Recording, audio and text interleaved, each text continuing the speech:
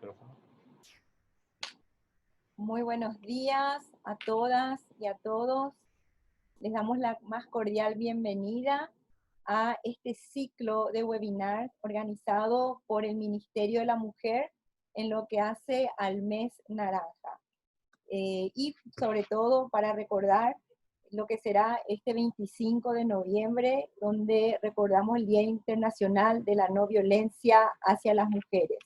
Este será un ciclo de webinars que irán todos los viernes y contaremos con expertos, invitados especiales, donde iremos desarrollando temas que tienen que ver con la violencia contra las mujeres. Entonces, sin más trámite, quiero agradecer a nuestras expertas de la fecha, la doctora Silvia López Safi, de la Secretaría de Género del Poder Judicial, y la doctora Clara Marecos, de la Casa, nuestra directora general de asesoría jurídica. Muchísimas gracias por el tiempo que nos dedican hoy y sobre todo por el compromiso visible en lo que hace al eje de una vida libre de violencia a las mujeres.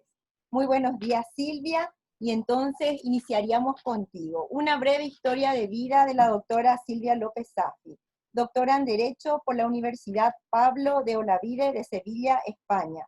Calificación sobresaliente cum laude por unanimidad.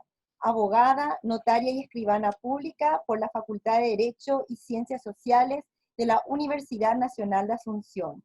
Máster en Gobierno y Gerencia Pública, magíster en Planificación y Conducción Estratégica Nacional por el Instituto de Altos Estudios Estratégicos del Consejo de Defensa Nacional, certificado Diploma de Estudios Avanzados de tercer ciclo por la Universidad Pablo de Olavide de Sevilla, España, egresada en la Escuela Judicial del Paraguay y de cursos de formación continua de la misma, especialista en didáctica universitaria y en metodología de la investigación aplicada por el Rectorado de la Universidad Nacional de Asunción, docente de la Escuela Judicial en materia de cuestiones de género, docente universitaria en la Cátedra de Derecho de la Niñez y la Adolescencia de la Facultad de Derecho y Ciencias Sociales de la Universidad Nacional de Asunción, docente investigadora y de posgrado de la Universidad Americana, secretaria ejecutiva de la Secretaría de Género del Poder Judicial, dependiente de la Corte Suprema de Justicia, presidenta de la Asociación Fundación Justicia y Género Paraguay, CONOSUR, y representante por el Poder Judicial de la Mesa de Prevención de la Violencia a las Mujeres, dirigida por el Ministerio de la Mujer de conformidad a la Ley 5777. Bienvenida, Silvia, que nos va a presentar el tema estereotipos nocivos de género. Muy buenos días, señora viceministra Liliana Sayas. Quiero agradecer de manera muy especial esta invitación a compartir esta mañana con ustedes y en su persona también un cordial saludo a la señora ministra Nilda Romero Santa Cruz, a las compañeras que nos acompañan permanentemente en la mesa Previn y también fuera de la mesa Previn, porque sabemos que nuestras tareas, como siempre, tenemos, ¿verdad?, un desafío de cumplir roles incluso en días y en horas inhábiles, y ese es el compromiso al que usted alude también, que tiene mucho que ver con todo lo que implica esta lucha contra un flagelo que es la violencia y también una pandemia, como usted misma recordaba, en varios encuentros mantenidos. Bueno, yo quisiera ya inmediatamente dar inicio, si están de acuerdo, a esta pequeña charla, porque deberíamos interactuar, en realidad eso es lo que enriquece. No quiero que se tome esto como una exposición más allá de lo que en realidad es una exposición dialogada. Y ayer hablábamos con, yo le digo Lilia, la viceministra, porque nos une realmente en el sistema de justicia. Tenemos muchísimos años de trabajar en conjunto y con varias compañeras que están aquí presentes también en el sistema de justicia, o en el Poder Ejecutivo, o en el Legislativo.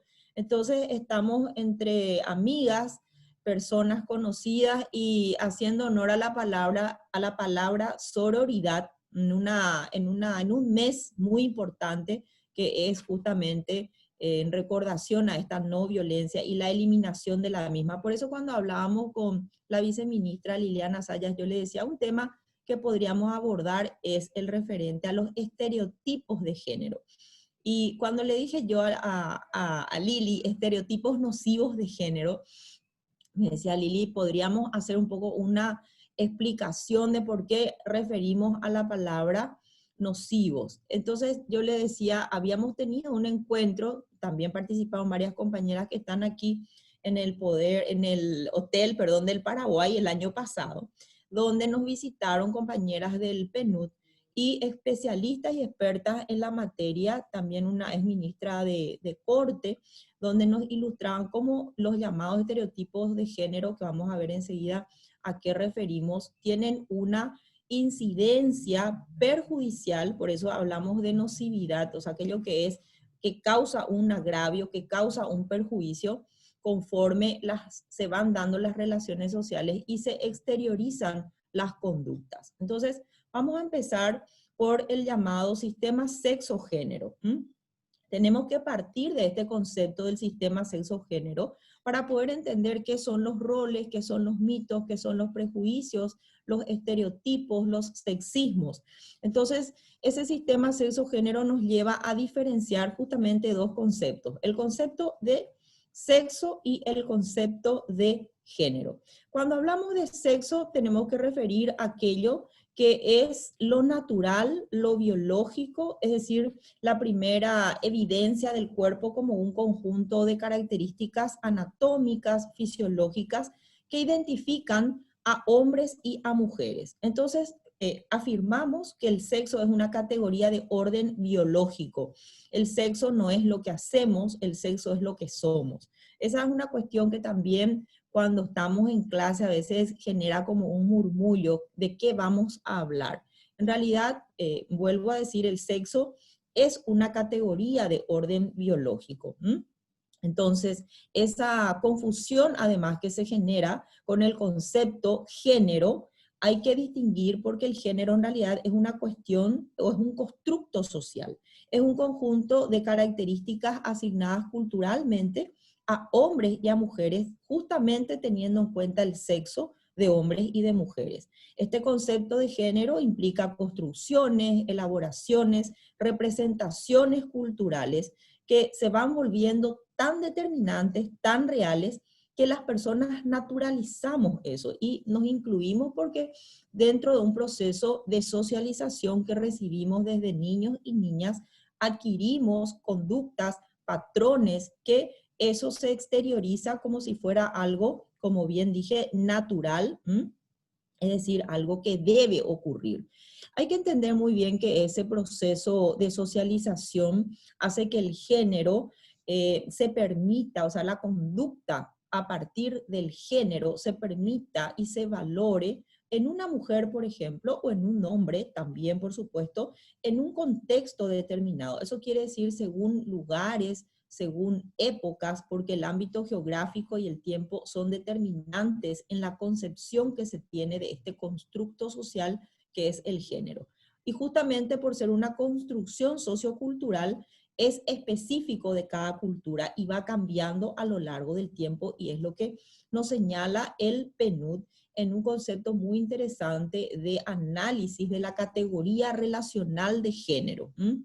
Y cuando hablo del análisis de la categoría relacional de género, es porque el género implica la consideración de varios factores como la edad, como el sexo de la persona, incluso la religión o el color de la piel de una persona, y esos constructos sociales pueden posicionar, y desde luego eso se ve frecuentemente, en situaciones de asimetría, es decir, en situaciones distintas de poder, donde hay una persona opresora y hay otra persona o personas oprimidas. Entonces, afirmamos de que el género es un elemento constitutivo de las relaciones sociales y que se basa justamente ese elemento constitutivo en las diferencias que hace que los sexos, es decir, hombres y mujeres, por esa cuestión que dijimos natural, biológica, tengan asignados ciertos roles, ciertos patrones de conductas. Afirmamos también de que el género es una forma primaria de poder. Por ejemplo, los mitos. las creencias en materia de violencia en cuestiones que no son. Frecuentemente ponemos este ejemplo de que a las mujeres se escucha, les gusta luego que se les pegue y por eso vuelven a abrir las puertas de las casas existiendo una orden de restricción o de alejamiento. Ese es un mito. O bien un símbolo, asignar el color celeste o azul en los moños de regalos a hombres y el color rosa a las mujeres. Y esto permea en los conceptos normativos. Por eso es que las normas, es decir, las leyes y en general cualquier tipo de norma también conlleva estos llamados estereotipos o estos mitos o estos prejuicios que surgen a partir de estas cuestiones que parecen que no van a tener repercusión, pero que sin embargo tienen una repercusión importante al momento de establecer las instituciones, las organizaciones sociales, porque eso es lo que hace que el género tenga esa categoría relacional, donde las mujeres, que somos el 50% de la población mundial, nos encontramos en situación de desventaja. ¿Por qué? Por estos mitos, por estos prejuicios, por estos roles que se ponen en cabeza de hombres y de mujeres. Por ejemplo, las mujeres amas de casa, las mujeres sumisas, el rol de la maternidad. Esas son las cuestiones, por ejemplo, los roles justamente que focalizan la atención en personas en función del sexo de esas personas y a su vez ponen en cabeza de ellas ese constructo social de género para que observen un comportamiento y si no se comportan de ese modo, si no observan esas conductas preconcebidas, entonces van a estar excluidas o discriminadas. Y ese es el tema también que tiene que ver muchísimo con lo que tratamos en materia de violencia, la exclusión. Y la exclusión a partir inclusive de una interpretación normativa que da lugar a discriminaciones cuando, en nuestro caso, en el Poder Judicial, no permitimos el llamado acceso a la justicia con perspectiva de género, que la perspectiva de género es esa mirada, esa visión que debo justamente tener al momento de no solamente el reconocimiento, sino de la atribución de derechos para posibilitar su ejercicio. Entonces, para ir cerrando un poco esto, que yo le dije a la viceministra, vamos a hacer una explicación de una antesala para que se entienda de qué estamos hablando con los estereotipos que son perjudiciales, por eso hablamos de nocivos de género, entender ese llamado sistema sexo-género, entender esa categoría relacional de género a partir del concepto de poder y que tiene desde luego una complejidad en función del sexo y en función del género. Bueno, vamos a ver un concepto también interesantísimo, ya mencioné esa palabra, que es el rol de género. El rol de género es el conjunto de papeles, conjunto de oficios que se asignan culturalmente a mujeres y a hombres, teniendo en cuenta esa diferencia biológica, en razón del sexo y consecuentemente del género. Ese rol aprendemos desde pequeños y pequeñas, podríamos decir hasta de forma obligatoria. Por ejemplo, cómo se deben sentar las niñas, qué es lo que debemos hacer las niñas, qué es lo que está prohibido que hagamos las niñas. Incluso en épocas pasadas, bueno, recordarán que andar a caballo era una cuestión prácticamente para las niñas prohibitiva, porque podría significar la pérdida de la virginidad, o andar o montar en bicicleta, es decir, una cantidad de cuestiones que hacían que estas conductas sean propias de niñas y aquellas propias de niños. O sea, los niños que ni por si acaso debían tomar una muñeca, por ejemplo, porque ya había una preocupación de qué es lo que estaba ocurriendo. Entonces, socialmente existen en función de esos roles de género prejuicios. Y ahí es que hablamos de los estereotipos de género. Pero antes de entrar en esto, también quiero aclarar la llamada identidad de género, porque tenemos casos que están judicializados en función de esta llamada identidad de género, que en realidad es una sensación subjetiva de ser de un determinado género y que se experimenta en la propia conciencia y conducta de la persona, una experiencia privada que tiene la persona en función del rol de género. Es decir, la persona se siente de una manera y no de otra. Muchas veces se dice se construye esa identidad de género y en ese sentido hay que entender muy bien que la construcción social del género, como dijimos, de manera naturalizada, hace que la persona internalice todos esos procesos y lógicamente sienta que esto es propio de ella y aquel lo mismo, viceversa, que no es propio de él, por ejemplo. En ese sentido es que en la interactuación que tienen hombres y mujeres en cada sociedad específica, esto determina también el acceso que tienen hombres y mujeres al poder, que tienen a los recursos materiales, incluso a una determinada posición social. Es decir, la ocupación de cargos. Fíjense, hace cuántos años siempre hacemos este ejercicio, se logró que las mujeres puedan formar parte de la Corte Suprema de Justicia. Y esto se produjo con la doctora Alicia Pucheta, digo por vez primera, porque en realidad la doctora Alicia Pucheta fue la primera persona que ingresó por elección al órgano máximo, teniendo en cuenta que la señora Serafina Dávalos lo hizo por integración en su momento en el Superior Tribunal de Justicia, pero no por elección. Entonces hay que entender muy bien también esto, que el hecho que las mujeres ingresen a un estatus, voy a subrayar la palabra estatus, es decir, a una posición, tiene mucho que ver con esa, y atiendan la palabra que voy a usar, permisión, es decir, de lo que la sociedad considera que este es el lugar propio de mujeres y aquel no. Ahí tenemos esa dicotomía de lo privado y de lo público, donde las mujeres siempre estaban concebidas en esos roles propios de amas de casa, de la maternidad, etcétera, en el ámbito privado, y era como prohibitivo, inclusive hasta ahora en algunas sociedades, que pasen a ocupar sitios o lugares públicos. Bueno, en fin, a partir de ahí se va rompiendo el hielo, luego ya otra mujer ocupó también un cargo en la Corte Suprema de Justicia y así sucesivamente.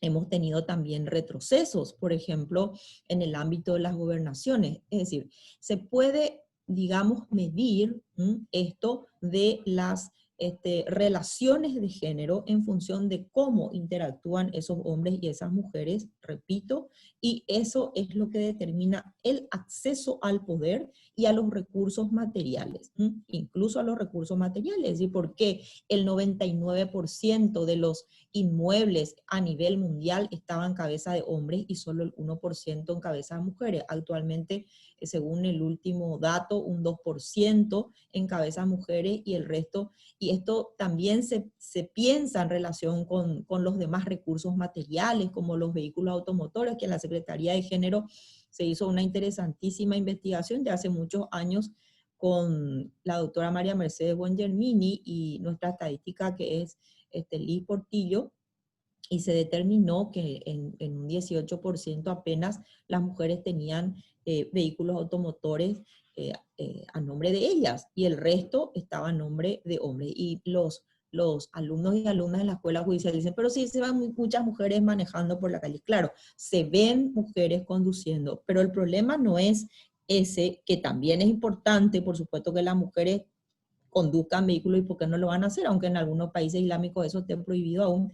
El punto es que al no tener la titularidad sobre el bien, entonces eso hace también que en un probable proceso de disolución de la comunidad de gananciales, etcétera, y dependiendo de la fecha de adquisición del bien, eso pueda ser como reconocido un bien propio de ella o no, y luego con la cuestión de las particiones. Bueno, todo esto tiene una repercusión desde el punto de vista no solamente social, sino también jurídico. Y ahí tenemos los tipos de relaciones, las relaciones de poder, las de cooperación, las de producción, las de dependencia afectiva, los roles de cuidado, esas relaciones que llamamos entre comillas de transacción, de negociación y de contratos, para finalmente afirmar que las relaciones de género son relaciones de poder. Y esto hay que entender muy bien, que esas relaciones de género no son estáticas, evolucionan con la situación económica, jurídica, política. Por ejemplo, la Ley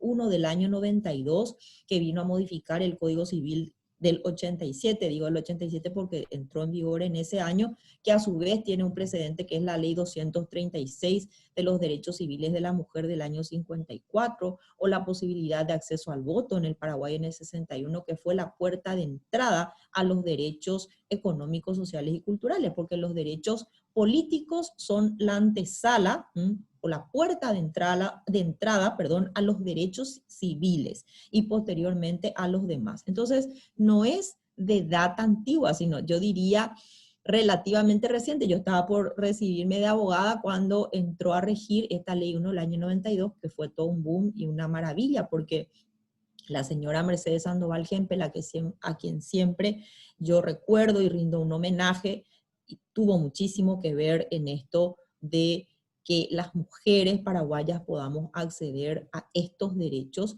que se nos estaban prohibidos en el código anterior, perdón, en el vigente, pero que vino a ser modificado con la ley 1 del 92.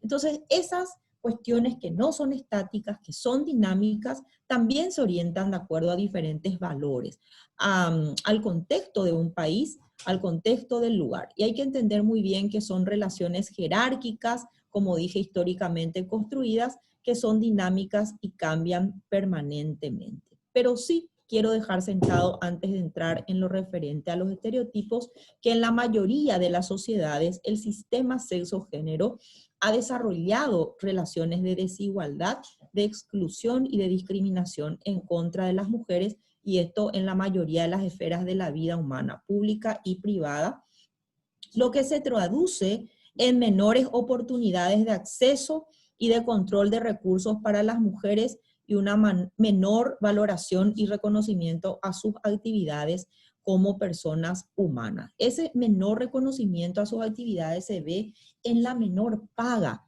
en el trabajo. Si ustedes se fijan en todo lo que refiera a género, lamentablemente, a más de verse esta palabra género como una palabra tabú, como una palabra que genera situaciones de exclusión, siempre está menos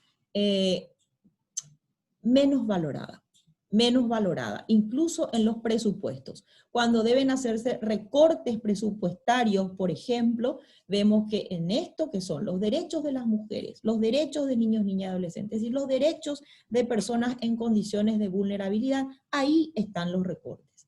Incluso hay que ver nomás la estructura jerárquica en términos presupuestarios. Y vamos a decir con propiedad, vamos a encontrar siempre un factor diferencial, pero no para eliminar la asimetría, sino para ahondar inclusive esa asimetría. Yo les invito a hacer ese análisis, sobre todo en donde quieran, en cada quien en sus instituciones. Miremos el presupuesto. ¿Y qué pasa con estas cuestiones de género?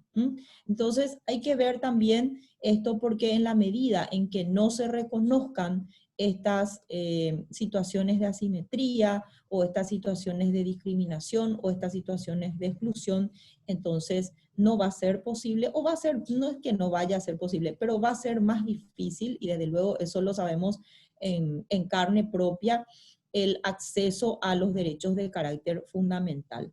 Y antes, porque tengo ya solamente 10 minutos para luego dejar un espacio de preguntas, quiero señalar que el análisis de género es el que nos permite visualizar dentro de un sistema las relaciones entre el género femenino y el género masculino como relaciones de poder. El análisis de género, que es todo un ejercicio metodológicamente hablando fantástico, que se puede aplicar a nuestras tareas para ver cómo estamos en ese constructo social, que nos adjudica roles, espacios, atributos, qué es lo que nos incluye, qué es lo que nos excluye, por qué nos excluyen cuando tenemos que estar incluidas, por qué nos reconocen, y así voy a decir no, porque hay que entender bien esto, ofrecen cuotas de poder y no estamos hablando de una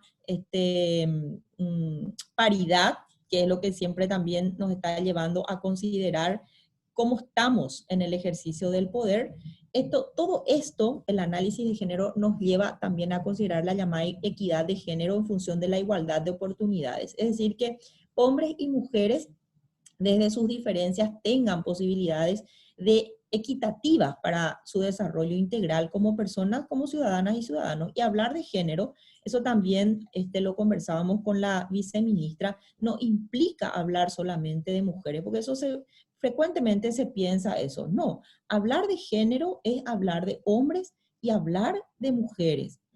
No como se piensa que decir género es solo para las mujeres. No, el mundo está poblado por hombres y mujeres. No podríamos hacer un análisis de género sin incluir a hombres. Desde luego hay estereotipos, los estereotipos son nocivos para hombres y también son nocivos para las mujeres. El hecho de decir que el hombre siempre tiene que estar fuerte, que siempre, que no debe llorar, a los niños les decimos que parecen niñas cuando sollozan y el niño ya empieza a ver a la niña como en un sentido peyorativo o las conductas de niñas como malas. Estamos haciendo un proceso de socialización sumamente perjudicial y prejuicioso, no solamente a futuro, sino también en el presente. Y esto afecta en la salud, tanto a hombres como a mujeres. En las altas tasas de suicidios, por ejemplo, en hombres, eso nos llevaría a otro tema del análisis de género que también es muy importante, sin perjuicio de tratar en alguna próxima ocasión. Y decirles que el sexismo es una creencia, porque siempre me dicen ¿a qué refieren ustedes cuando hablan de sexismo? El sexismo es una creencia fundamentada en una serie de mitos, de mistificaciones que considera la superioridad del sexo masculino sobre el femenino. Y en la cultura patriarcal, cuando hablamos del patriarcado, es la creencia en la superioridad del sexo masculino. Eso hace que a los hombres se les reconozca una serie de privilegios y hace también creer al sexo femenino que la subordinación es algo natural. De ahí que escuchemos frecuentemente la palabra machismo, que son los actos físicos, verbales, por medio de los cuales se manifiesta, por ejemplo, de forma vulgar y poco apropiado, este sexismo que subyace en la cultura patriarcal, o los llamados micromachismos, que nos preguntan, ¿qué son los micromachismos? Yo les pongo un ejemplo que fuimos una noche a un lugar a comer algo. Ustedes seguramente, varias de ustedes conocen a Rodrigo Jiménez Sandoval de la Fundación Justicia y Género de Costa Rica, que fue quien además impulsó toda la política con nosotras de transversalidad de género del Poder Judicial. Y me decía Rodrigo, estábamos unas cuantas mujeres y él me dice, vas a ver que cuando pidas la cuenta, aunque pidas vos la cuenta, el mozo me va a traer a mí, me va a entregar a mí la cuenta. Le dije, ¿te parece que si yo pido? Sí. ¿Por qué? Porque es una cuestión de que el hombre es el proveedor, de que el hombre es el que paga. Es decir, esas conductas, aunque no se crea, tienen mucho que ver con la forma de juzgar o de valorar aquello que se considera como propio del hombre o como propio de la mujer. Bueno, entonces, brevísimamente yo quiero decirles que estos estereotipos tienen que ver con los roles, tienen que ver con las conductas asignadas a hombres y a mujeres, repito, en función de esa diferencia que acabamos de hacer en el llamado sistema sexo-género. Es decir, hay mandatos de género femenino, hay mandatos de género masculino. Esos mandatos de género, por supuesto, que generan consecuencias, generan, por ejemplo, agresividad, audacia en el caso de los hombres. En el caso de las mujeres pueden generar malestares, el síndrome de la mujer agredida, por ejemplo, la misma violencia de género. Pero repito que no hay que entender que solamente estos roles o modelos o estereotipos son propios o nocivos para mujeres, también lo son para hombres. Y aquí quiero traer a colación a un autor, Jorge Corsi, que en una obra de 1995 justamente refería a los estereotipos como la mística masculina, desde el punto de vista de la restricción emocional, que no se les permite que lloren, que expresen sus sentimientos, por ejemplo, esa necesidad de control permanente, de poder permanente, de revisar el celular, de con quién estás hablando, de competencia con otros, de obsesión por los logros, el éxito. Nadie dice que esté mal querer sobresalir o tener éxito, pero el punto es cómo se toma esto y llegar a la agresión inclusive por una cuestión de atribución de roles en función del sistema sexo-género, o bien una obsesión por la sexualidad que se podría considerar en palabras de Corsi como ansiosa o primitiva.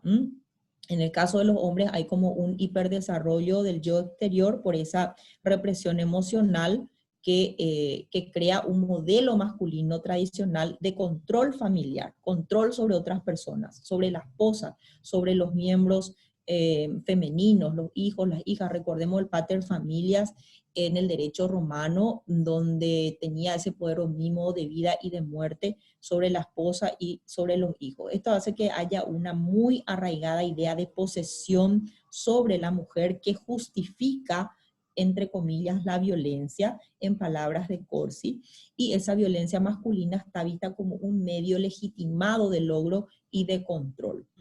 Estas conductas o el análisis de estas conductas es fundamental al momento en que vamos a tratar en los juicios o en los procesos de violencia, de entender, mejor dicho, qué es lo que sucede, por qué una persona se comporta de un modo y no de otro. Y esta creencia que tenemos de mitos, de prejuicios, es lo que hace creencia basada en los roles, en los estereotipos, que es encorsetar, encasillar esas conductas en función del sexo masculino o femenino, y que, repito, pueden traer exclusiones o discriminaciones, y que en los procesos, por ejemplo, hace que se legitime incluso, atiendan por favor lo que voy a decir, que se legitime incluso el uso de la violencia si alguna persona se quiere rebelar. Esto cuando le decimos a la persona, pero vos te casaste, entonces como esposa estás obligada a prestar servicios, entre los cuales se incluyen, por ejemplo, los servicios sexuales. Eso es terrible. Y estas cuestiones son las que generan consecuencias cuando hablamos de los estereotipos nocivos de género, generan consecuencias, por ejemplo, la pasividad, la autoculpa, el tema del rol de cuidado, que además en la persona cuidadora no solamente genera estrés, genera enfermedad, o si no cumple con el rol, exclusión, por ejemplo, el rol de la maternidad. Entonces, esto está relacionado y en mucho con lo que se llama la mayor vulnerabilidad femenina para trastornos internalizados como son la depresión y la ansiedad. Cierto que la depresión es una enfermedad que posiciona no solamente a hombres y a mujeres en situaciones extremas, que eso puede llevar hasta la autoeliminación, y esto hay que entender muy bien por qué sucede, o bien las conductas patriarcales. Vamos a poner como ejemplo la violencia extrema misógina. El misoginio es el odio o repudio hacia lo femenino, que se traduce en estos feminicidios, que no terminan muchas veces allí, sino que al mismo tiempo de eliminar la vida de esta mujer, también elimina la vida de los hijos y la suya propia, y ha ocurrido en varias ocasiones. ¿Por qué? Porque hay una dependencia emocional, y esa dependencia emocional genera la imposibilidad de la persona de verse sin la otra. Y esto es recíproco. Eso también hay que entender en los procesos. Dice, ¿por qué vuelven? ¿Por qué? Y ahí es donde hay que hacer el análisis del ciclo de la violencia de Leonore Walker. Y también hay que entender cómo se produce ese síndrome en la mujer agredida. Es por eso que decimos, y ya que están en la mesa, estamos en la mesa Previn con varias improntas, como por ejemplo el contar con una ley que cree los tribunales y juzgados especializados en violencia. Esta no es una cuestión improvisada, es una cuestión tratada desde hace muchísimos años y desde personas especialistas. Nosotras que estamos en el Poder Judicial y que conocemos nuestras necesidades, les podemos decir que la falta de una especialización en términos de la atención en casos de violencia genera un montón de consecuencias. La no comprensión del fenómeno de la violencia o de no entender en realidad qué es un feminicidio o qué es un femicidio o de por qué estos estereotipos, esto que es encorsetar, encasillar las conductas de hombres y mujeres en ciertas posiciones, generan al momento en que voy a, por ejemplo, dictar una resolución o desde la psicología aplicar un test e interpretar los resultados del test para a su vez elevar a la magistrada o al magistrado que va a utilizar estos elementos para el juzgamiento. Entonces vemos la necesidad de la creación de estos tribunales y juzgados especializados para que estos puedan tener no solamente esa visión de esto, esta apenas es una pequeña aproximación de la gran cantidad de cuestiones que hay que poner sobre la mesa cuando vamos a juzgar un caso, la intrahistoria de las personas que están allí y ese análisis necesario de la categoría relacional de género. Y digo una parte porque además no se agota en lo jurídico solamente, sino también la magistratura precisa de los llamados auxiliares especializados de justicia. Son personas auxiliares, como su nombre dice, que tienen un rol principal porque esa psicóloga que va a aplicar los test o esa trabajadora social que nos va a dar un dictamen y nos va a ilustrar de qué ocurre en este lugar, en esta casa, por ejemplo. Eso no tenemos hoy. Eso no tenemos. Tenemos en los juzgados de la niñez y la adolescencia como juzgados especializados, pero los juzgados de paz que tienen además una gran cantidad de competencias, y hay que decir acá que trabajan en general, y esto me animo a decirles porque nosotras estamos permanentemente en contacto con ellos, poniendo todo de sí para que puedan llegar, no siempre por el cúmulo de expedientes, a lo mejor se dicta en 3 días, y eso por la audiencia de sustanciación, pero eso no debe impedir que se dicte inmediatamente la medida cautelar, la medida de protección para que la persona víctima pueda estar resguardada, pero lo hace sin tener ese auxilio, entre comillas, de las personas especializadas que son estos auxiliares que necesitamos. Entonces, hay una idea, digo ya muy madura de muchos años de contar con esto para justamente tener en cuenta estos fenómenos, estos factores que estamos señalando al momento en que vamos a intervenir. Y no solamente intervenir en el Poder Judicial, sino intervenir también en el ámbito del sistema administrativo. Y cuando me refiero al sistema administrativo, me refiero a los que forman parte del Poder Ejecutivo, y sin perder de vista que el Poder Legislativo tiene una gran tarea porque el dictado de las normas que va a permitir la creación de estos órganos, por ejemplo, o la consideración presupuestaria necesaria con otros como el Ministerio de Hacienda, de que esto precisa de una consideración para eliminar esos factores que persisten, esos factores que están interrelacionados, que son los culturales, los sociales, los personales. Vamos de un macronivel a un micronivel y que son los que mantienen como obligatorio un modo de vivir que en realidad ya está caduco y que es potencialmente patológico para las mujeres, debe ser revisado. Cierro diciendo que para ello existen estrategias. Las estrategias que podemos dividir en 3. El empoderamiento de las mujeres, la igualdad de oportunidades para mujeres y hombres y la llamada democracia de género. No, y voy a utilizar esta palabra, no considerar la palabra género como un tabú o como algo que causa o puede causar perjuicio. Al contrario, la palabra género debe verse como una palabra que nos va a ayudar en su comprensión, a deconstruir este sistema obsoleto y caduco que posiciona a las mujeres en situación de discriminación. Nos va a ayudar a comprender esa situación dicotómica, escindida y diferenciada entre hombres y mujeres, para a partir de allí apreciar, voy a decir esto, la potencialidad de las mujeres para el cambio, el empoderamiento individual y colectivo, entiéndase la palabra sororidad, y que no se puede hacer esto solamente entre mujeres. Tenemos que trabajar mujeres y hombres y mujeres, para construir relaciones democráticas de género, partir de lo interpersonal, el Ministerio de Educación. ¿Cómo vamos a hacer para que este proceso educativo de niños, de niñas, de adolescentes, sea en esa situación y condición de democracia? También desde lo laboral, desde lo familiar, desde lo político, recordar, como siempre decimos, que lo político lo personal es también político. En realidad podría decir muchísimo más, pero el tiempo, tengo que ser cumplida con el tiempo y llegué ya a mi límite. Yo agradezco mucho la oportunidad porque para mí realmente esto es un placer, señora viceministra, compartir algunas ideas. Espero haber sido clara y si no, estoy aquí para responder a las preguntas. Muchas gracias. O sugerencias o intervenciones. Muchas gracias, Silvia. Brillante exposición, clarísima.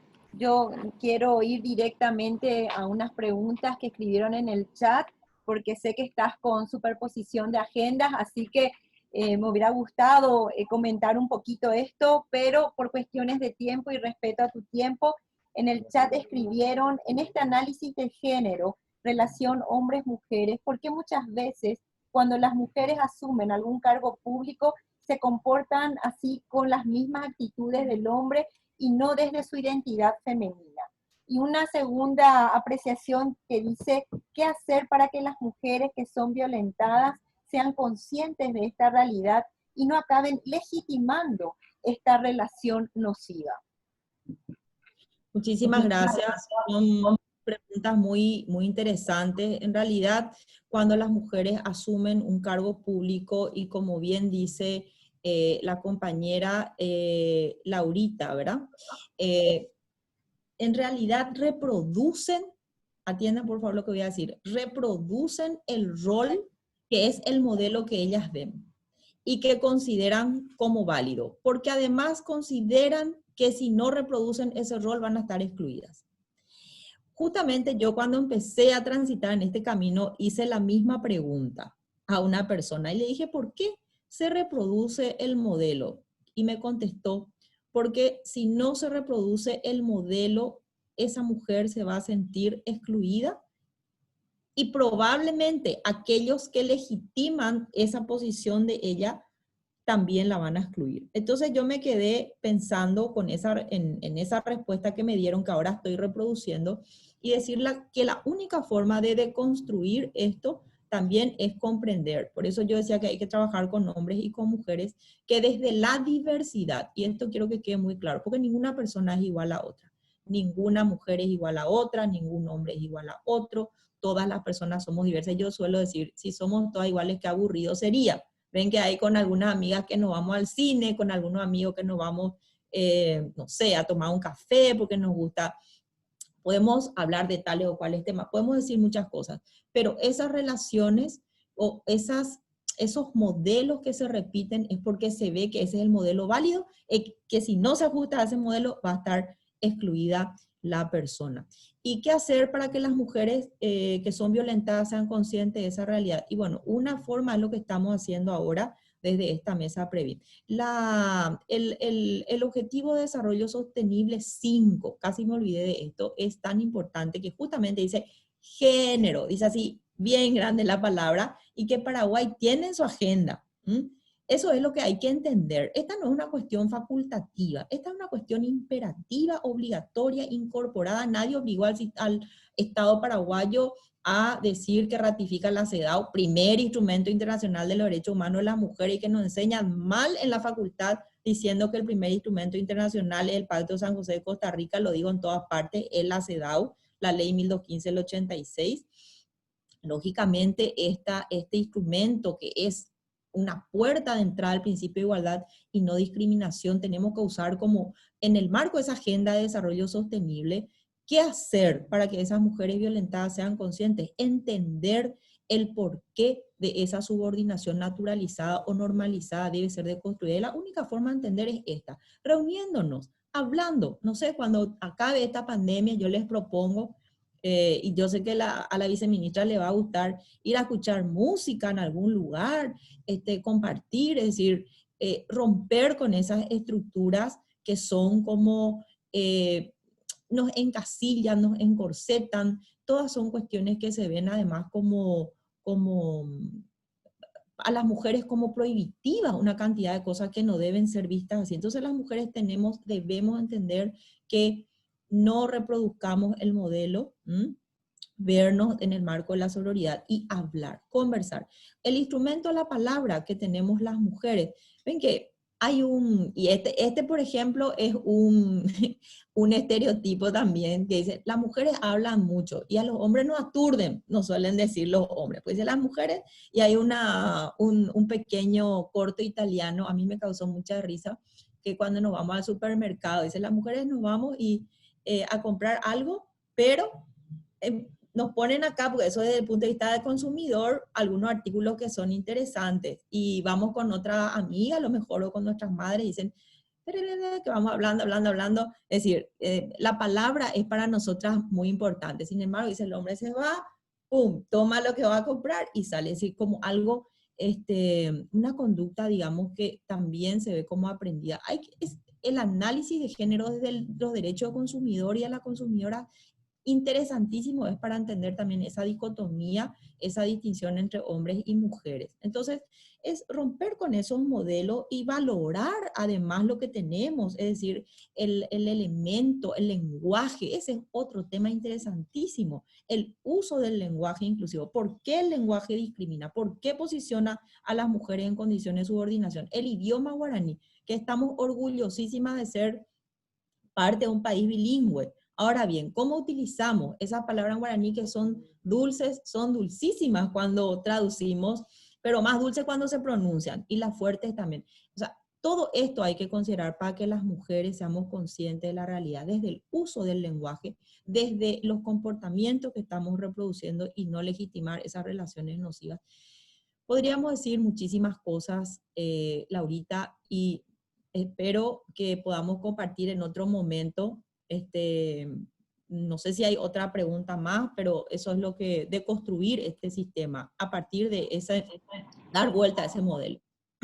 Cambiar, no reproducir. Eso también quiero que quede claro, porque si no, las mujeres vamos a estar cayendo en lo mismo que el sistema patriarcal. Si nosotras queremos empoderarnos y justamente a partir de allí reproducir ese modelo, estaríamos cayendo en lo mismo que ahora estamos criticando. Hay que entender muy bien que el proceso de construcción debe ser en el ámbito de lo que llamamos el empoderamiento democrático, sin perder de vista nuestra posición que durante siglos siempre nos mantuvieron al margen.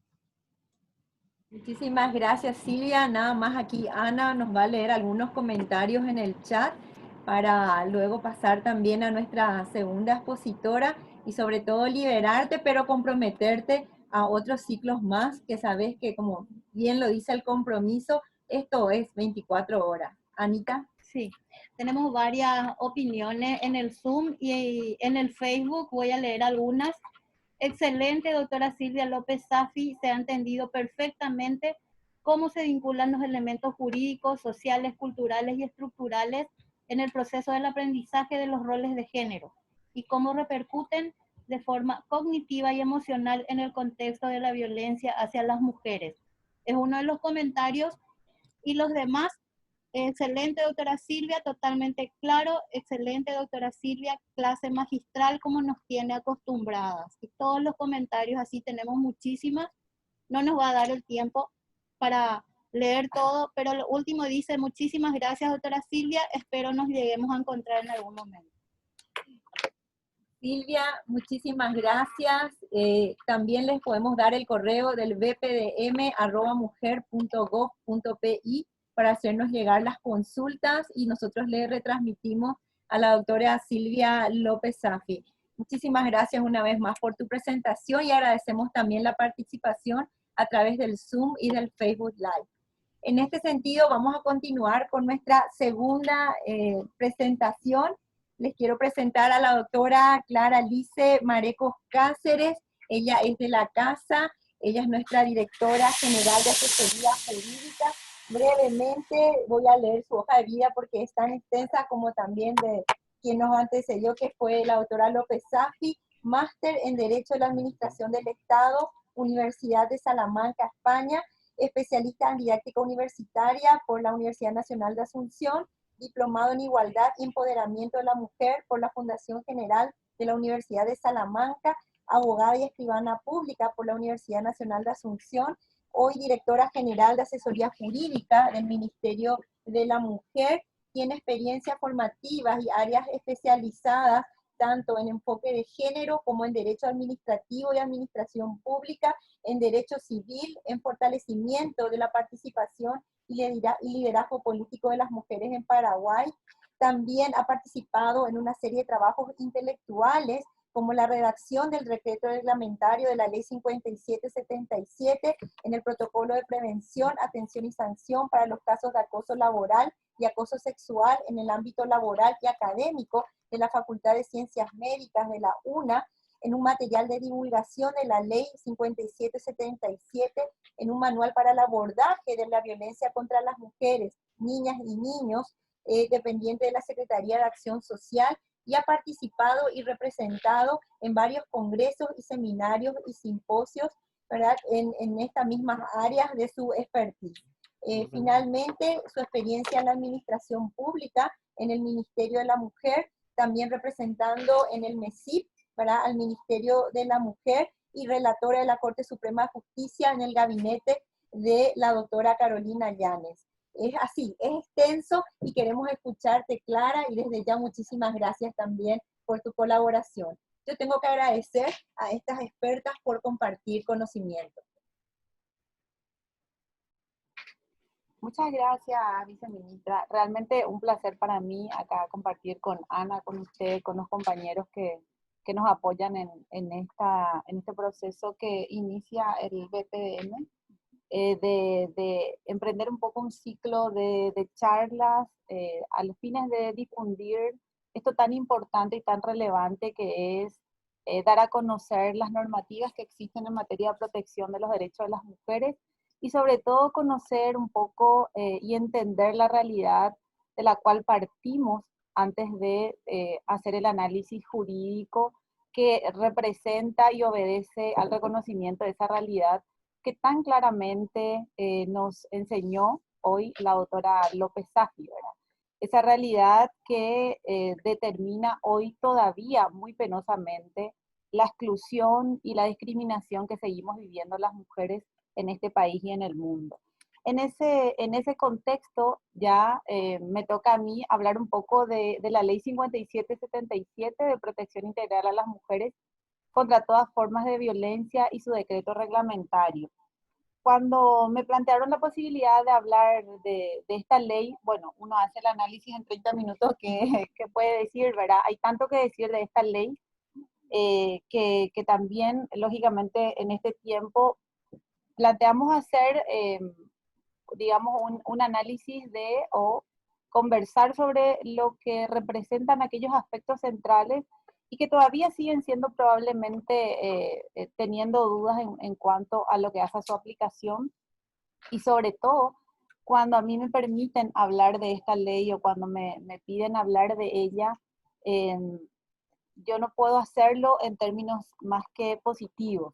Si bien podemos reconocer que la ley 5777 es una ley perfectible como cualquier otra, esta ha representado un avance significativo en materia legislativa, y esto sobre todo por el reconocimiento de todo lo que la doctora López Safi tan claramente nos expuso en lo que hace a los roles, a los estereotipos y los patrones culturales que todavía subsisten en nuestra cultura y que requieren, lógicamente, más allá de un avance normativo y de un reconocimiento legal de la necesidad de romper con esas estructuras, de una conciencia y de un cambio y una deconstrucción de esos patrones y de esos roles que nos hablaba la doctora, ¿verdad? En ese sentido, tenemos que decir que la ley 5777 del año 2016 tiene una base legal de orden constitucional y de orden internacional.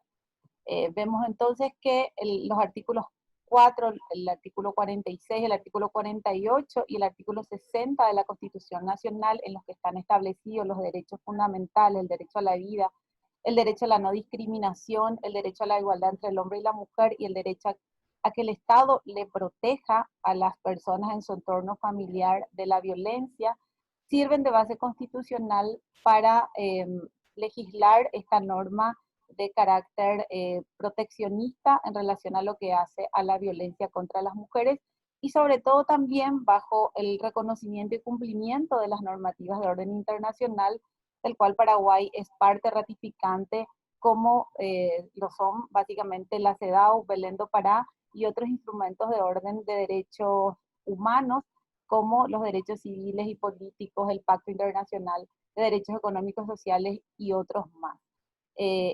Estos instrumentos normativos son base constitucional y legal del reconocimiento del derecho a la no discriminación, a la igualdad y sobre todo el derecho a una vida libre de violencia. En base a estas normativas, queremos mirar un poco acá y exponerles a ustedes los aspectos centrales que hacen a lo que es la Ley 5777. Y dentro de esos aspectos centrales, quiero reseñar y resaltar sobre todo el enfoque de integralidad de la ley. Cuando hablamos de la Ley 5777, hablamos de una ley integral. ¿Y por qué hablamos de una ley integral? Es lo que a veces un poco surge como interrogante. Esta ley 5777 no es una ley cautelar como lo es la 1600, que hay que aclarar acá, que la ley 1600 sigue vigente, la ley 5777 no deroga la ley, al contrario, la utiliza como base en los procesos de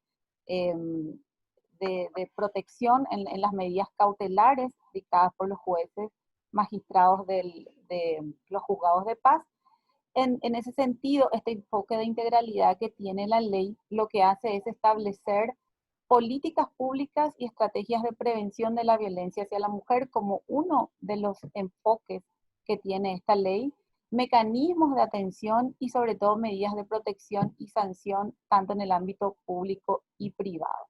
En ese sentido vemos que la ley establece toda una serie de responsabilidades estatales a los entes públicos y también privados en materia de prevención, que finalmente es un poco la estrategia más válida que nos permite y nos permitirá probablemente en un futuro, ojalá no muy lejano, eliminar o erradicar la violencia contra las mujeres. En ese marco y en ese enfoque, conforme a las competencias propias de cada una de las instituciones del Estado, cada institución debe disponer aquellas políticas públicas en las cuales deben estar previstas estas medidas de prevención, y esto se hace mucho a través de lo que es la divulgación y la concienciación de las normativas que rigen en favor de las mujeres.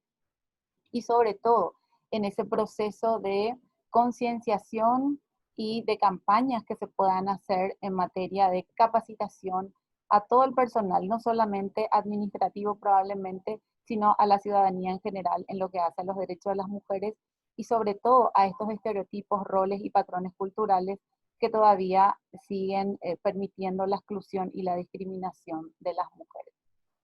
También este enfoque de integralidad permite la creación y el fortalecimiento de mecanismos de atención que hacen a las mujeres en situación de violencia, esto a través de los servicios públicos, de las cajas de acogida, que vamos a ver más adelante como uno de los avances de esta ley, y por supuesto también establece una serie de disposiciones en materia de protección y sanción. Cuando hablamos de mecanismos de protección estamos hablando de aquellas medidas que pueden ser adoptadas en sede jurisdiccional a favor de las mujeres que se encuentran en situación de violencia. También vamos a ver más adelante, si nos permite el tiempo, que estas medidas de protección ya establecidas y previstas en la ley 1600 y que siguen vigentes, han sido también un poco fortalecidas con esta ley en relación a otras medidas que pueden ser adoptadas y sobre todo con una novedad que trae la ley, que es el seguimiento a estas medidas. La posibilidad de que el juez que ordena o la jueza que ordena una medida cautelar en favor de las mujeres haga el seguimiento a las medidas dictadas, que son fundamentales, y quienes trabajan cotidianamente en ese proceso de obtención de las medidas y seguimiento, como lo es acá, le miro a Ana, el caso de las compañeras que trabajan en Sedamur, saben que ese seguimiento a las medidas es fundamental porque determina también el nivel de cumplimiento y efectividad que éstas pueden tener y que marcan la diferencia muchas veces probablemente en lo que hace a la seguridad y la vida misma de las mujeres. Podemos seguir avanzando en lo que hace a la ley y vemos cuáles son, digamos, el ámbito de aplicación. Es importante entender que en el ámbito de aplicación que está determinado en el artículo 3º de la ley, se reconoce la violencia contra las mujeres más allá del ámbito doméstico o de pareja. ¿Y por qué hacemos este énfasis en lo que hace al ámbito de aplicación? Porque marca la diferencia en lo que hace a las normativas existentes en Paraguay hasta antes de la promulgación de la ley 5777, como les mencionaba, la ley 1600, que estaba diseñada y aplicada exclusivamente a aquellos conflictos o violencias que se susciten en el ámbito doméstico o familiar. Y sobre todo con la diferencia que en ese contexto de esa normativa 1600, la protección no es exclusiva para las mujeres, sino para cualquier miembro de ese núcleo familiar o doméstico.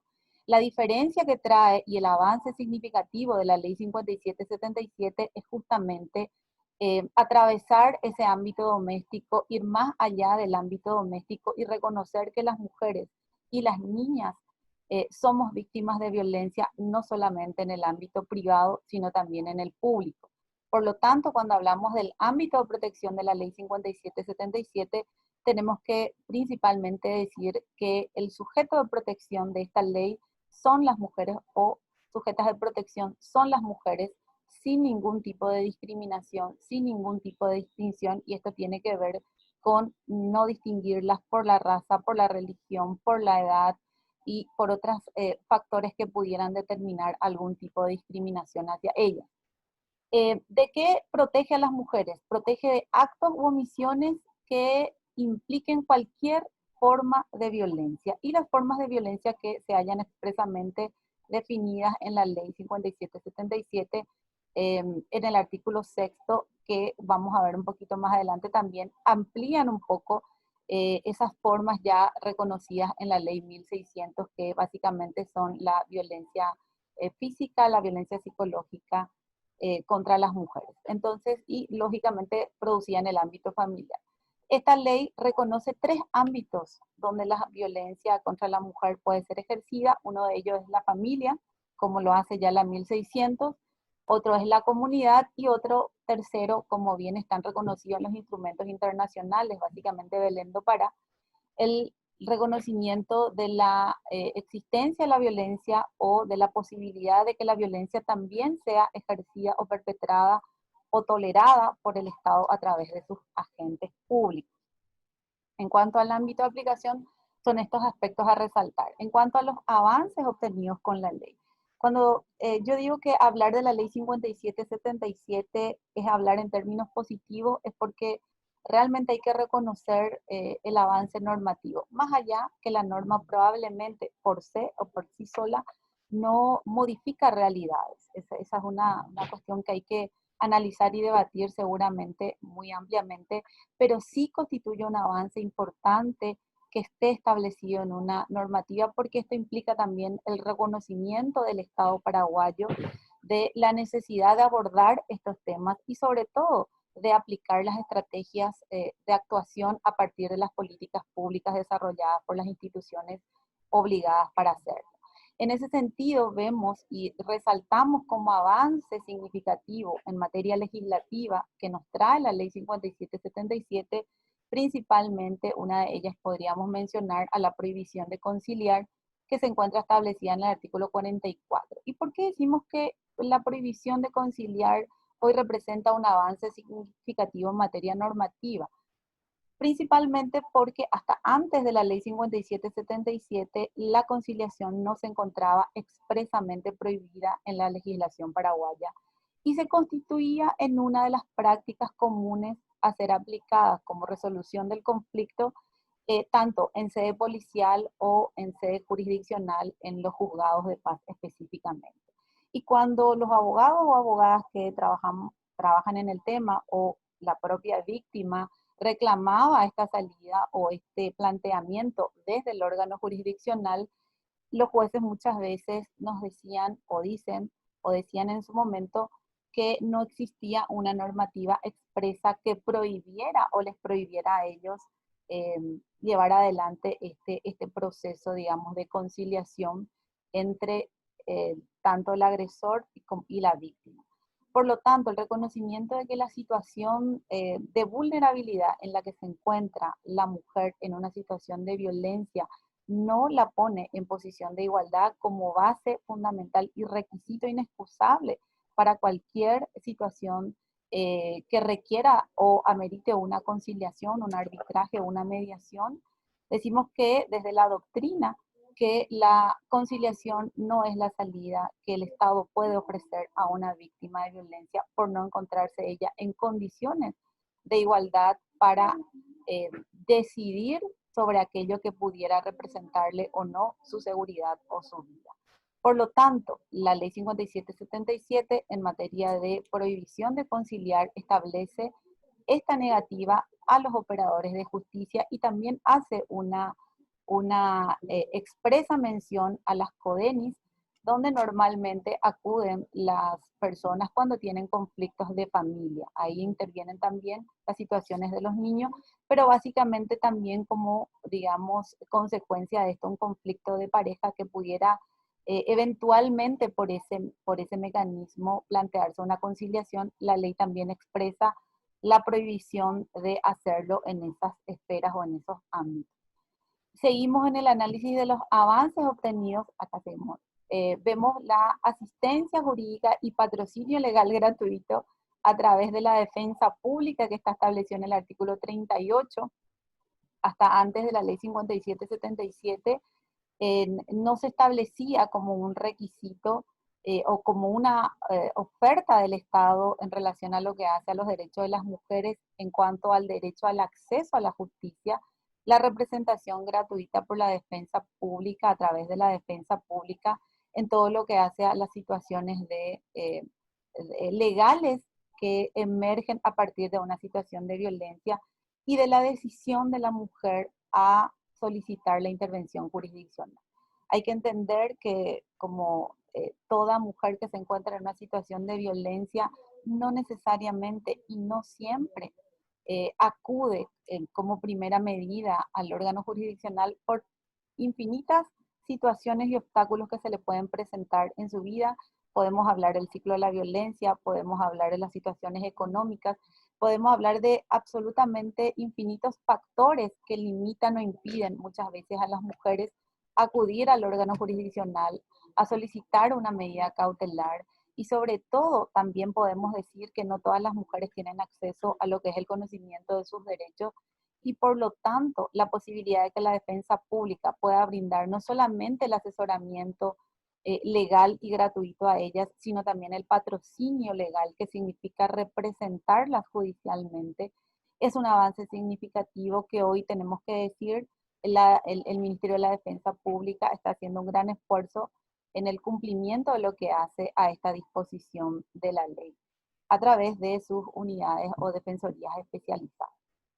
Seguimos en lo que es el avance y vemos lo que es la reeducación de la persona agresora también como una novedad que trae la ley, que tiene que ver un poco con una política pública que está establecida en relación a las obligaciones o deberes que tiene el Ministerio de Salud, conjuntamente con el Ministerio de la Mujer, también en el sentido de considerar aspectos fundamentales de lo que hace a la necesidad de que esa persona agresora pueda reencauzar su vida y sobre todo no encuentre posteriormente en su vida otras víctimas a quien agrede.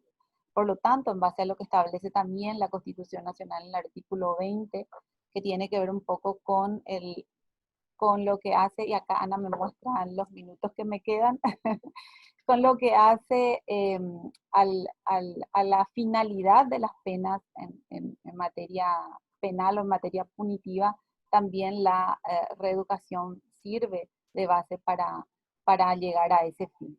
Medidas de protección y seguimiento, como ya había dicho, dentro de los avances vemos también a las casas de acogida que están establecidas en la ley 5777 como una obligación impuesta a las gobernaciones, ahí vemos un poco que estas políticas de prevención y atención que decíamos que forma parte de esta integralidad que ofrece la ley, se ve también en estas políticas descentralizadas. ¿Por qué? Porque intervienen ahí las gobernaciones y los municipios con obligaciones concretas que establecen la ley en relación a atención y protección a las mujeres en situación de violencia, y se visibiliza esto a través de la construcción y de funcionamiento de casas de acogida.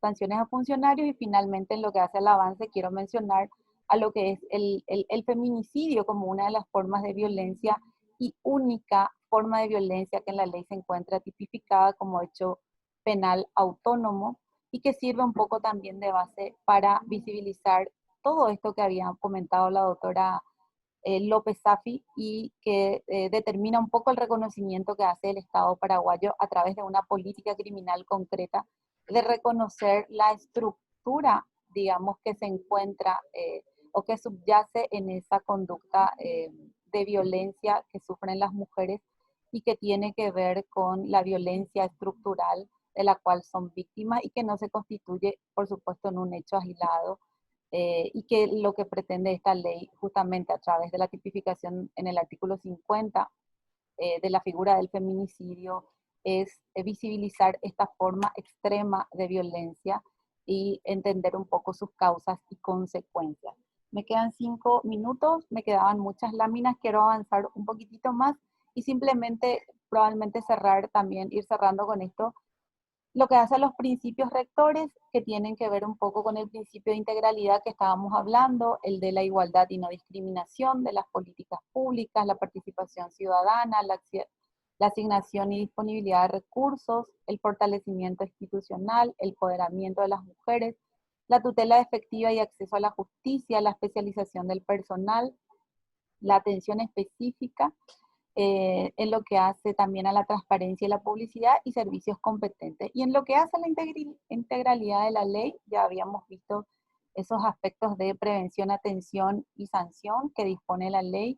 Y acá quiero resaltar en lo que hace a los principios rectores de la ley, que quiero unir un poco para ir cerrando con los desafíos, porque habíamos planteado el tema desde lo que es aspectos centrales, de lo que son los avances que plantea la ley o que nos brinda la ley, y de aquellos desafíos que todavía tenemos. Sin duda hay muchos desafíos. Después de escucharle a la doctora López Safi, que tan claramente nos refleja un poco la realidad en la que hoy se encuentran las mujeres, vemos que esos desafíos se adecuan un poco a todo lo que ella había mencionado. Y básicamente podemos ver que en estos principios rectores que debieran regir toda la actuación estatal, desde la prevención, desde la atención y también desde la sanción a los hechos de violencia contra las mujeres, tiene absoluta relevancia el tema de seguir trabajando, seguir avanzando en las políticas públicas de prevención. Si prevenimos la violencia, no va a ser necesario acudir al órgano jurisdiccional y solicitar sanciones. No va a ser necesario hablar de un sistema de protección.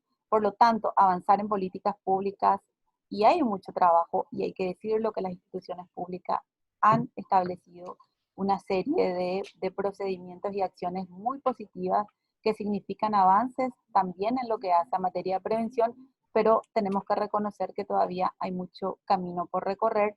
También vemos que la especialización del personal en la atención a lo que hace a las mujeres víctimas de violencia es absolutamente crucial, y es absolutamente necesario seguir avanzando en lo que hace a la capacitación del personal, al cambio de mentalidad y que plantea la ley, porque básicamente la ley plantea este cambio de la estructura, digamos, mental con la que hoy seguimos todavía lidiando probablemente, y que tiene mucho que ver con esa falta de capacitación. No nos han enseñado probablemente en las escuelas, no nos han enseñado en las universidades, esto que significa y representan los estereotipos nocivos de género que hoy todavía se reproducen, no solamente en la atención, no solamente en lo que hace a la asistencia a las mujeres víctimas de violencia, sino también en lo que hace a las sentencias judiciales.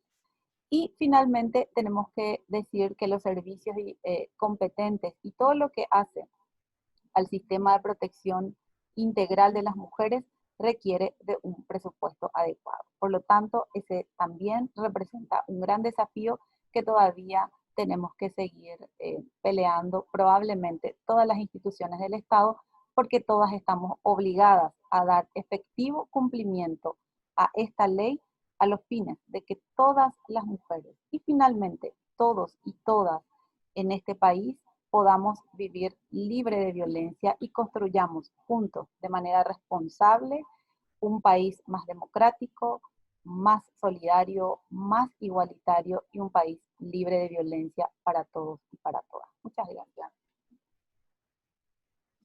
Muchísimas gracias, querida Clara. Sabemos que la ley, hiciste un paneo de lo que es la ley, entonces yo me adelantaría a preguntarte si podés profundizar un poquito en lo que son las medidas de protección. Había cuenta que, como bien definiste al principio de tu presentación, la ley 1600 era una medida cautelar, pero esta es una ley integral que tiene un capítulo muy importante y que da responsabilidades al sistema de justicia en lo que hace a la protección de las víctimas.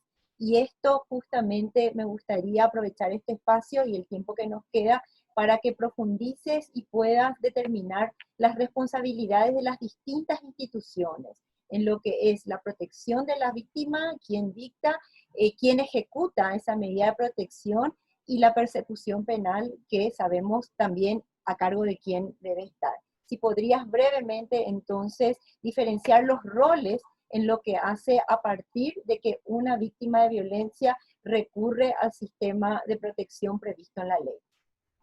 ¿Cómo no, viceministra? Sí, realmente que las medidas de protección están establecidas en la ley 1600, también están desarrolladas en la ley 5777. Cuando decimos medidas de protección, decimos a quién o nos preguntamos a quién protegemos. Las medidas de protección están destinadas a salvaguardar la integridad física, emocional y psicológica y la vida, por supuesto, de las mujeres, de todas las mujeres, sin ningún tipo de distinción. Y también hay que decir que como sujeto de protección de la ley, no solamente se encuentra la mujer víctima de violencia, sino también sus hijos y dependientes de ella. Es decir, estas medidas de protección también pueden ser alcanzadas a su familia, a su entorno familiar, que depende exclusivamente de ella, como en muchos de los casos ocurre con las mujeres que tienen hijos y hijas, a quienes también la ley debe proteger a través de estas medidas. ¿Ante quién podemos solicitar las medidas cautelares o medidas de protección? Se solicita ante el órgano jurisdiccional, que en este caso son los jueces de paz. Se puede solicitar a la hora de hacer una denuncia en sede policial. También la ley hay que decir que determina cuáles son, digamos, las instancias donde pueden hacerse la denuncia. La denuncia de un hecho de violencia se puede hacer ante sede policial, ante el Ministerio Público o ante sede jurisdiccional, que son los juzgados de paz, y inmediatamente el órgano jurisdiccional tiene la facultad y la obligación, en todo caso, de dictar una medida cautelar, una medida de protección a esa víctima. Y cuando decimos medida de protección a la víctima, siempre lo recomendable es que las medidas a ser adoptadas, porque hay que decir que estas medidas son variadas, son múltiples las que ofrecen la ley 1600 y también la 5777, pero cada caso en concreto debe ser analizado por el órgano jurisdiccional, por el juez o jueza que atiende la causa, y deben ser dictadas en base a el nivel de peligrosidad en la que se encuentra cada víctima y sobre todo también respetando lo que ella solicita y considere más oportuno en relación a lo que hace a sus derechos y a su situación real. En ese sentido, en ese marco también hay que distinguir y hay que destacar que una de las medidas de protección puede ser que la mujer salga de la casa. Y muchas veces se cuestiona esto y se dice, ¿por qué la mujer tiene que salir de la casa y no sale el agresor, por ejemplo, ¿verdad? Si él es el que comete violencia. En ese sentido, siempre se discute y se plantea esta situación. Y ahí decimos que en cada caso concreto es la mujer la que tiene que mencionar y decir si es más conveniente para ella quedarse en ese hogar o salir de ese hogar. ¿Por qué? porque muchas veces las viviendas en las que se encuentran las víctimas de violencia no son viviendas propias. Comparten con un entorno probablemente familiar también hostil, que obedece un poco a vínculos de sangre, probablemente con su agresor, o porque la casa no le pertenece, etcétera. Hay un sinnúmero de situaciones que se pueden dar, por lo tanto también requiere que cada caso concreto sea analizado en particular desde estas consideraciones. Decir que el procedimiento en materia de medidas cautelares se sigue lo que es la ley 1600. Y una última aclaración, si podrías decir un poco acá a la audiencia, ¿qué contempla el decreto reglamentario, basándonos en tu expertise de que participaste en eso, que no contempla la ley? ¿O que aclara el decreto reglamentario que tal vez no estaba suficientemente claro en la ley? Perfecto. En realidad el decreto reglamentario trae una serie de aspectos que se consideró en su momento necesarios ir un poco abarcando y explicitando probablemente. Y si vemos el decreto reglamentario, en el artículo primero, lo primero que hace la ley es definir, el decreto, básicamente el decreto reglamentario, es definir tres aspectos centrales. ¿Quiénes son sujetos de protección? ¿Quiénes son los agresores? O sea, ¿a quién se puede considerar agresor? Y en ese sentido, cuando hablamos de quiénes son sujetos de protección, como bien mencionábamos anteriormente, sujetos de protección de la ley exclusivamente son las mujeres y niñas. Las mujeres sin ningún tipo de discriminación, y sobre todo también mencionar que cuando hablamos de sujetos de protección, hablamos de la mujer en situación de violencia, de sus hijos, de sus hijas y cualquier otro dependiente que requiera también de una protección y una medida a partir del órgano jurisdiccional o por parte del órgano jurisdiccional. Cuando hablamos del decreto reglamentario, vimos de la necesidad también de definir quiénes pueden ser personas agresoras. Las personas agresoras pueden ser hombres o mujeres, porque también esto fue un poco discutido, de si solamente podía ser denunciados los hechos donde la víctima de violencia recibía la agresión por parte de un hombre, ¿no? El decreto reglamentario aclara esta situación diciendo que el agresor o la persona agresora puede ser un hombre o puede ser una mujer, porque se reconocen innumerables situaciones donde las mujeres son víctimas de violencia, independientemente de que el agresor pueda ser un varón o pueda ser una mujer.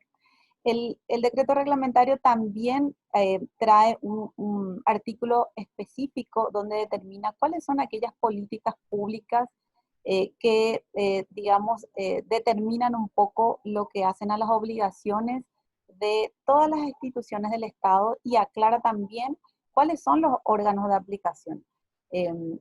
Cuando define cuáles son los órganos de aplicación, establece taxativamente cuáles son las autoridades de aplicación, define cuáles son esas instituciones, y ahí vemos que son las instituciones del Poder Ejecutivo a través de sus ministerios y secretarías.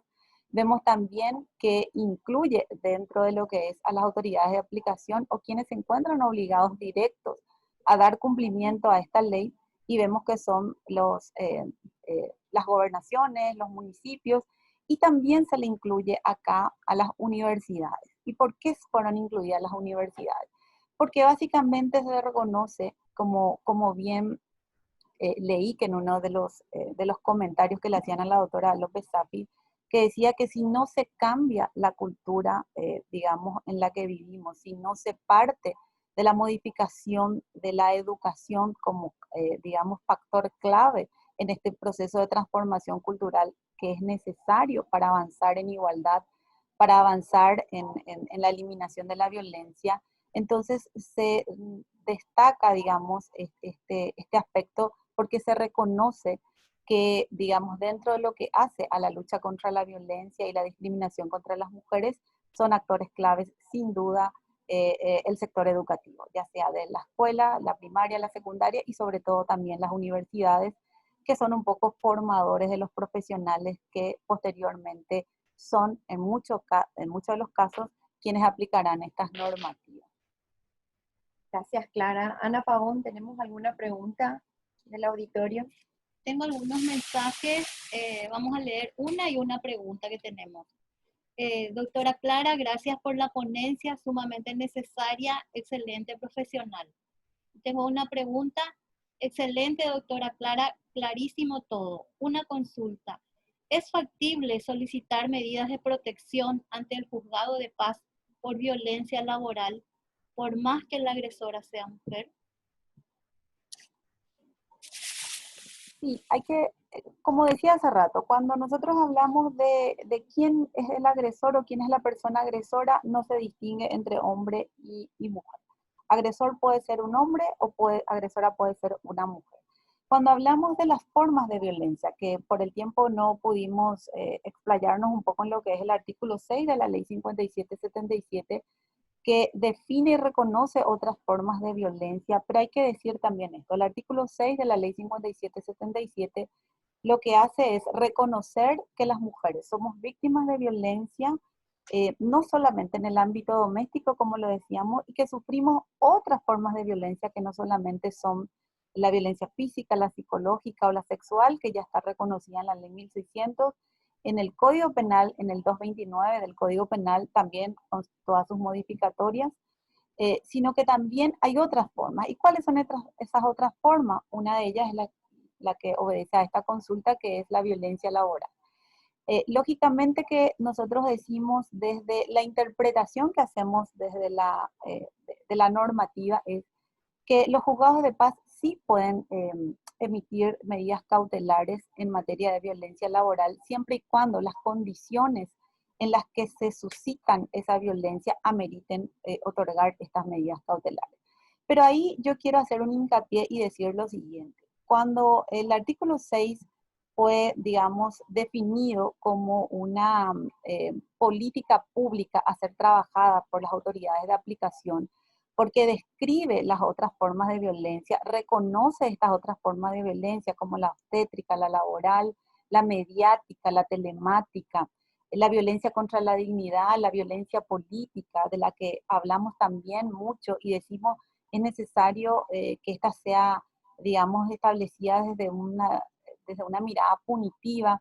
Lógicamente, cuando uno es víctima de violencia o de cualquier hecho que limite o elimine o coaccione, digamos, nuestros derechos fundamentales, lógicamente uno piensa en la sanción, piensa en el sistema punitivo como una salida y como una necesidad. Pero yo quiero enfatizar que la violencia hacia las mujeres necesita una mirada desde la protección y desde la prevención, básicamente. Y el artículo 6 lo que pretende es justamente esto, trabajar en políticas públicas de prevención que permitan eventualmente la disminución, eliminación y, por qué no hablar efectivamente de la erradicación de la violencia contra las mujeres.